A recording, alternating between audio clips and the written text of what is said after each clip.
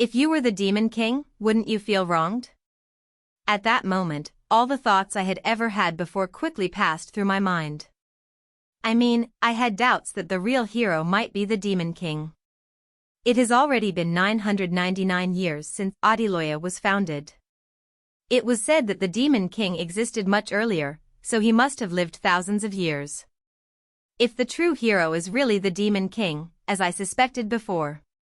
And if, as that man said, he had been alive all that time without being able to die? Not only is he quietly alive, he is constantly subjected to attacks and hatred from humans. Without being able to integrate anywhere. In that case, the Demon King would have lived thousands of years without knowing the reason for his existence, only to be the target of Presepe's invasion. Simply because it was designed that way. Because the game settings decided so. Of course, the Demon King does not know that he is the real target of the invasion, nor that this world is just a game and not reality. Answer me. The man said again in a strong tone. Wouldn't you feel wronged? Yes. I think I would have felt wronged. In fact, either before I played the game or even after I played it and got into it, I never really thought about the character's point of view. Even after I successfully conquered Dietrich, Siegfried, Ivan, Atari and Noah, it didn't occur to me. Moreover, those damned five were living a fulfilling life in their own way both before and after meeting Presepe. Quite the opposite of the Demon King. But as the man said, if the Demon King had spent all those years just because he had to meet Precipice, then he must have felt really wronged. Although Presepe answered, the man showed no reaction. He just stared at her from above with a slightly different face than before. But why do you ask me such a thing? Who knows? He seemed to be silent for a moment, then moved his dry lips in a low voice. Maybe because I'm curious about what a half-demon creature is thinking? Or because I'm curious about which side a demonic creature like you would side with? From the outside, the answer might seem normal, but for some reason I felt uncomfortable. As if the man is lying. But how do you know all these things? It feels like you've been observing the Demon King closely. Correct. What? I watched him. From his side. I saw how much time and how much torment he spent resisting. The man smiled sarcastically. I am a demonic creature that has existed for a very long time. So, what happened to the Demon King? Disappear. But you said he was coming back even after his head was cut off. Maybe he found a way out. I know he put a lot of effort into it. Impossible. So, if the Demon King is the true hero, what does that mean? If this had been the case before, I would have thought, then he's not the real hero and moved on, but the situation has changed a lot now. Crashes, game errors, appeared, and both Atari Hannon and Noah Deverne died. Even if the Demon King was the true hero, I couldn't be sure that he wasn't affected by those malfunctions. When did this happen? It happened recently. Only a few years ago, at most. No. There is no confirmed evidence yet that the Demon King is the real hero. If this was years ago, it may have nothing to do with mistakes. Although she tried to convince herself of this, she couldn't help but remember Vanessa's last words, telling her to go to the Forbidden Forest, and the pop-up that appeared at the church statue. Does this mean that I no longer have any chance of getting out of this place? You seem to be quite popular. No matter what she was thinking, the man continued talking while staring at her.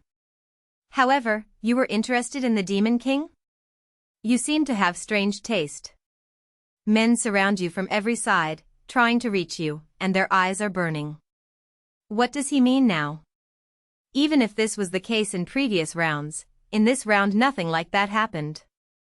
She hadn't even met Siegfried, and what happened with Ivan never came out. Atari Hannon and Noah Deverne are already dead, so there's nothing to be jealous of. But his words sounded like he actually knew something. Just look at the Emperor. As soon as he took the throne, he quickly locked you in the tower, didn't he? What happened with Dietrich? Yes, he probably knows. It was known among the people of the empire that the emperor imprisoned Presepe in the tower immediately after his coronation. I've heard many rumors, too. They say that Duke Fenrik has secret feelings for you. Duke? It's not entirely unfounded rumor. Otherwise, would he have dared to defy the emperor's will and take you here? You said you are a demonic creature, so how do you know all these details? Because, unlike the Demon King, I learned how to live among humans. He replied with a cold smile. Even the Knight Commander, Siegfried, seems to be interested in you. What do you think of it? I don't care. If I wanted to sum it up with a yes or no. I hate him to death. Do you mean that you hate him to death, or that you hate him so much that you would kill him? I don't know. I think both. The man smiled lightly. She knew who her father was, and she also knew that he was dead. She was able to guess that the real hero might be the Demon King. But what if he's already dead? Even if it was only a few years ago, going back to that moment means restarting the game from the beginning. This is impossible. It can't be done. Is the Demon King really dead? She looked again at the man and asked him in a trembling voice. It is true that it disappeared, but there is no evidence that you knew a way to destroy it. You did not see it disappear with your own eyes. He might be alive somewhere, right? Do you care that much? What do you think? Does it look like I don't care? Maybe if I go myself I can find out. To where? North of the Forbidden Forest. The Beast's Navel. The place where I last saw the Demon King. What is there? You'll know if you go yourself. It was an extremely cold response. Moreover, Siegfried and his knights, along with the Duke, must be very excited to investigate there, so how could she go? A look of despair appeared on Psyche's face. I'll show you a shortcut. No one knows it but me. As if he knew what was on her mind, the man continued his words. You will encounter neither monsters nor humans. It is a path that no one knows except me. It has reached the point of no return. Even if she asked Fenrik to take her north of the Forbidden Forest, it was unlikely he would agree. Although the number of monsters has decreased, the area is still very dangerous. But since he promised a safe route, there was no room for hesitation. Of course, she wasn't entirely sure if that man could be trusted. So, I asked Presepe, what's your name? Why do you ask? I can't trust the words of a person, no, the words of a monster who won't even tell me his name. The way you talk is annoying. The man grimaced slightly as if annoyed, then seemed to think for a while, and finally said his name, Vidar. And I swear on my name, the shortcut is perfectly safe. In the end, Presepe's decision was clear. She took a deep breath a few times, then looked at Vidar again. I asked him one last question, if you know Nidhogg, do you know my mother too? Although she hoped that the Demon King wasn't the real hero because he might be dead, she couldn't be completely sure of that. Because what was most important now was to collect as many clues as possible, just as he had told her about Nidhogg.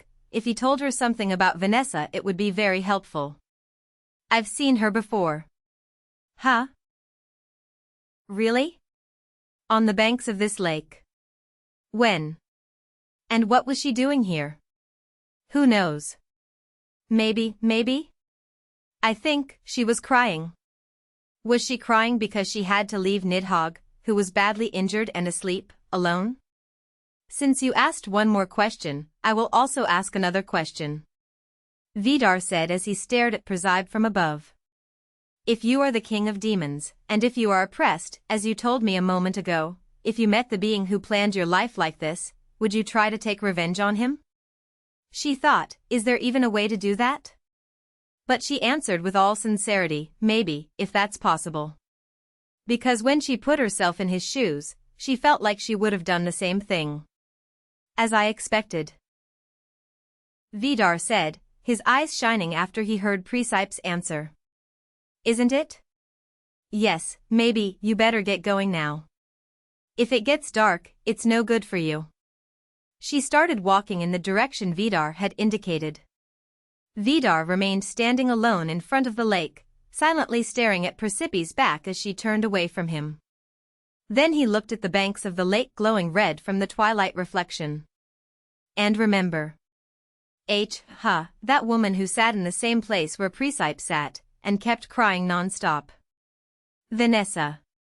What? And the first words Vanessa said, with a terrified face when she saw me. Demon King, I should have killed that motherfucker right then. If I had, you'd be dead too. Vidar muttered in a cold voice. But all that has become a thing of the distant past. No matter how much he regrets it, he can't fix anything. Therefore, until now. If only now. Yes, you are right. There must be revenge. Even you thought of it that way. Vidar remained standing there, staring silently at the path Presepe had taken. Although her shadow had disappeared a long time ago, he had been staring at the place with his blue eyes, full of rage and anger, for a very long time.